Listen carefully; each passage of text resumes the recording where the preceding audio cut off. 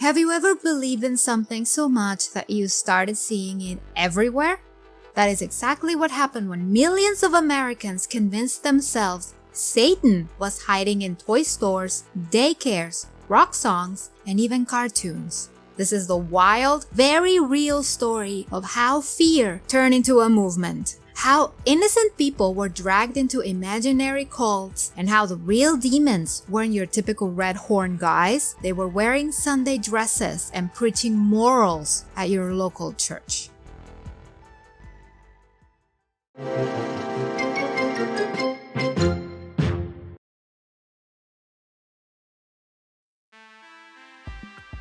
Back in the 1980s, America was scared. Like really scared. But not of the usual stuff like crime and politics. No. People thought the devil himself had moved to the suburbs, and his favorite hangout were the daycare centers. This fear didn't come out of nowhere, by the way. It started with one book. In 1980, a woman named Michelle Smith, along with her therapist Lawrence Pastel, published Misremembers. It was supposedly Michelle's real memories of being abused by a satanic cult as a child. She said they tortured her, summoned demons, and used her in rituals. And it was all uncovered through a type of therapy where memories were recovered. Basically hypnotizing someone until they remember things that may or may not have actually happened. The book was a hit. Church groups read it like a Bible. TV shows ran specials on it. Parents freaked out, and therapists suddenly had a new way to diagnose all kinds of trauma. Satanic Ritual Abuse, or SRA. And the timing of all of this was perfect. You had the rise of evangelical Christianity, which was growing fast and getting very political. Preachers warned that Satan was using pop culture to corrupt kids. At first, a lot of people were amused by allegation that books like Cinderella, The Wizard of Oz, Macbeth were anti-Christian and could corrupt a child's moral values. That illustrations for the stories of Jack and Jill and the Three Little Pigs suggest Satanism, or that telling a child to imagine himself as part of nature is an invitation to the occult. But the laughing stopped when a federal district court judge ruled that a Tennessee school board had violated the religious freedom of a small group of Christian fundamentalists, and that they could take their kids out of classes using books that they objected to on religious grounds. Judge Thomas Hull says he's convinced the plaintiffs sincerely believe their children's Christian faith is threatened by books that discuss the religion of American Indians or Muslims, the thoughts of young Anne Frank as she hid from the Nazis in wartime Amsterdam, or promote such ideas as the dignity of man, religious tolerance, pacifism, and the equality of the sexes. But unless it's overturned on appeal, that decision opens the door for similar suits by every religious group in the country, and it could threaten the very survival of the public school system in America. But First Amendment protection of religious freedom is certainly not absolute. As famed Harvard Law professor Arthur Miller suggests, a sincere religious compulsion will not justify stopping your car on a busy freeway in order to pray. And the courts have ruled many times that the state can override a parent's religious objections and order medical treatment if a child's life or health is at risk. Perhaps on appeal, the court will decide that the religious freedom of the parents is outweighed by the potential damage to the public schools and the possibility that the children of the faithful will be educationally and culturally crippled. I'm Claude Mann. Heavy metal music, Dungeons and Dragons, horror movies, everything that a teenager liked was now demonic. It is at this second level where warning signs of satanic behavior may be apparent, such as a sudden, bitterly antagonistic attitude towards family and religion, a drastic decline in academic performance, a reclusive behavior pattern, and listening exclusively to heavy metal rock music, almost to the point of addiction. People were told that if you played a Led Zeppelin song backwards, you will hear secret satanic messages. Never mind that these messages were usually just gibberish. Listen carefully. I'm going to play that exact segment backwards, and I want you to hear Satan move in our voices. I'm going to play two cuts. One is going to say it at regular speed backwards, and the next will be, I'll slow it down so you can hear it a little better. Let's hear that Snowblind backwards now.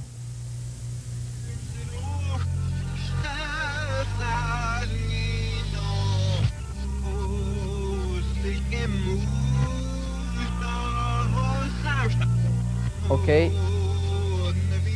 Now if you listened, you heard him say, "Oh, Satan, move in our voices." I want to play that a little slower, and I'm not saying that they put it there. I'm saying that it just sounds to me like it what might be saying that. Now you listen yourself. Let's hear it again.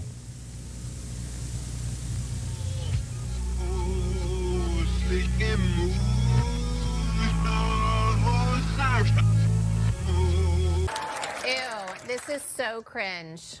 Guilty. I mean, if you expected to hear the word Satan, your brain will eventually find it. But just like seeing shapes in clouds, people started hearing evil where there was none.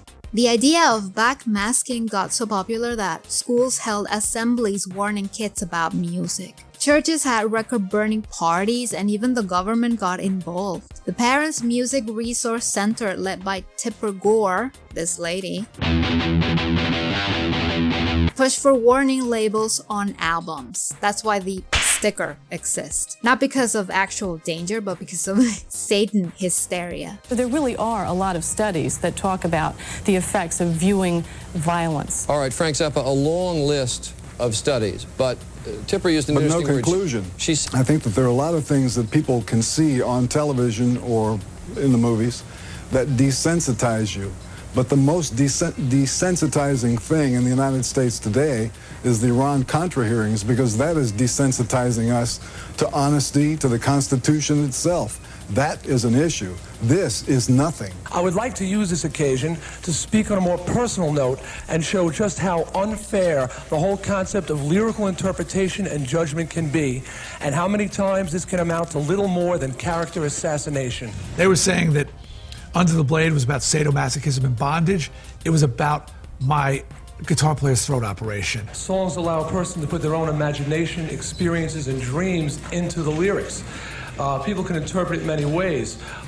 Ms. Gore was looking for sadomasochism and bondage, and she found it. Someone looking for surgical references would have found it as well. The National Mental Health Association estimates some 14 million children. And you think the music risk. Contributes to more of the problem? I think the music always sets a tone for a generation. But and this we is have the to be aware eternal of it. question, though, Tipper. Doesn't the music reflect what's already going on? The thing of it is you have to swallow this as a whole thing. You got to swallow the whole pill. You listen to my album, you got to swallow the whole pill. The problem with Ice-T is I say don't do drugs, go to school, don't go to jail, love your brother, but I happen to like Freddy Krueger. If you open up a Playboy magazine, I'm going to look in it. So in other words, what I do is I show you a whole person. Everybody has a vice to them, but I show you the whole person. The problem is when you show the High Rollers video, you show the part that has nothing to do with the actual, that video was about don't be a high roller. At the end of that video, I ended up dead, you know? So. Joke's on her, because those stickers will tell us which record we had to buy. But nothing captured the fear quite like the McMartin Preschool case. In 1983, a woman in California accused the daycare staff of molesting her son. Soon, other parents came forward. The therapist started asking the kids leading questions. The case became the longest and most expensive criminal trial in US history at the time, costing $15 million. It lasted 7 years, and guess what? Nobody was convicted. Not a single piece of physical evidence. But the damage was already done. The public had fully bought into the idea that satanic cults were everywhere. And once that door was open, everything became suspicious. A rash of similar cases exploded across the country. Kids were saying the same bizarre things in different towns. People thought it proved that Satanists were running a national underground network, kidnapping children, performing rituals, and brainwashing them. It sounded like a horror movie, but people actually thought it was real. So, what made so many people fall for something so obviously untrue? Well, for one, fear is contagious. When one person in a community screams fire, the rest don't stop to double check. They just run. And two, people were already primed to believe it. Between the Cold War, rising divorce rates, and women entering the workforce, a lot of Americans were feeling unstable. They miss the good old days and blame modern culture for everything going wrong. So when someone said Satan is corrupting your kids, it gave them a clear answer to a messy problem. Even worse, the experts backed it up. Some therapists believed the kids. Some even thought they were uncovering repressed memories of their own. The media was hungry for clicks, so they ran every wild story without fact-checking it. And prosecutors just wanted to be heroes. Nobody stopped and asked, what if this isn't real? We, the jury, in the above entitled action, find the very defendants not guilty. The children were never allowed to say in their own words what happened to them.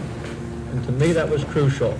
Let me say the obvious. The demons we're chasing weren't real, but the damage they caused was. Lives were ruined. Innocent teachers and daycare workers went to prison or lost everything. Families were ripped apart, and worst of all, it distracted people from actual child abuse that needed real attention. Because while everyone was chasing imaginary demons, real predators slipped through the cracks. And the scariest part of all, the evidence was mostly just stuff people made up and believed. Those backward messages and songs, they only existed if you wanted to hear them. The memories kids recovered, most of them were the results of leading questions, suggestion, and pressure. You have interviews that will start off with a therapist asking a child whether they had ever played any naked games. At McMartin, this was a huge topic, was naked games. And the children initially say no. The therapist, though, didn't accept those answers. So then they repeat the question, and then they repeat it again.